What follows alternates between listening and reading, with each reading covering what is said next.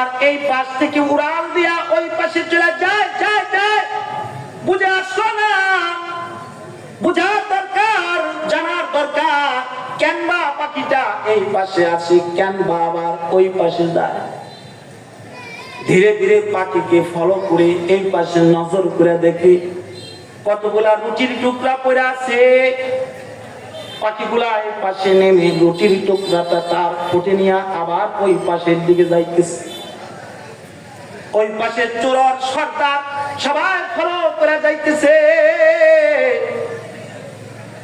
যায়া দেখে জঙ্গলার ওই পাশে একটা গর্ত, যে গর্তের ভিতরে একটা কুকুর পড়ে আছে। যে কুকুরটার দুইটা চোখ নাই, যে কুকুরটা অন্ধ, চোখে দেখে না। এমনকি কুকুরটার দুইটা পিছনের পাও নাই, হাঁটতে পারে না। কুকুরটা ক্ষুধার তাড়নায় কাঁদতে কাঁদতে জবানের আওয়াজ বন্ধ হয়ে গেছে। না, কুকুরের জবান দিয়া আর আওয়াজ আসতেছে না। কুকুর এখন জবান দিয়ে আওয়াজ করতে পারে না। ক্ষুধার তাড়নায় নিজের মুখটাকে নাড়াচাড়া করে পাখিটা ওই পাশ থেকে উড়াল দিয়ে গর্ত বরাবর আইসা কুকুরের মুখ বরাবর রুটির টুকরা ছাড়তেছে। কুকুর রুটি খাইতেছে, কুকুরের শরীরে শক্তি সঞ্চয় হইতেছে। স্বর্গের সর্দার বলে, আহারে আহারে, আমরা আমাদের রিজিকের জন্য কত চুরি করলাম, কত মানুষের মাল চিন্তায় করে নিয়ে আসলাম, অথচ আরশের মালিক পৃথিবীর জমিনে সর্বনিকৃষ্ট হলো কুকুর। যে কুকুর ঘরে থাকলে পরে রহমতের ফেরেশতা করে প্রবেশ করে না, ওই কুকুরকে আল্লাহ তাআলা না খাওয়ায় রাখে না। পাখিরে তার খাদেম বানায়া তার অন্ধকার গর্তের ভিতর আরশের মালিকের রিজিক পৌঁছায়। যে মালিক নিকৃষ্ট প্রাণী কুকুরের রিজিক পৌঁছায়, তাওবা কর, তাওবা কর, আর জিন্দেগিতে চুরি করব না।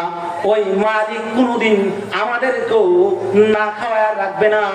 রিজিকের জন্য চুরি করব না।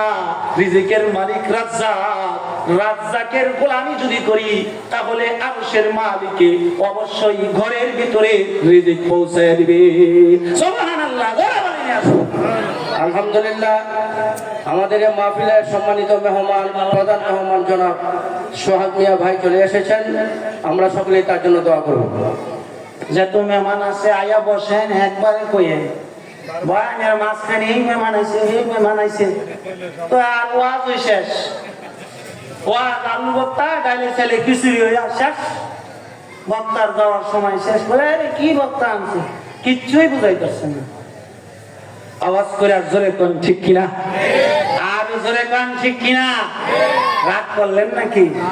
আলমার উমামা না হাব্বা, আমি তো কাছাকাছি, দূরের না। ভালোবাসার মানুষ মাঝে মধ্যে খোঁচা দিয়েও কথা কয়। এটার ভিতর ভালোবাসা, যার সাথে যার মহাব্বত তার সাথে তার কিয়ামত। আওয়াজ করে জোরে কোন আল্লাহু আকবার।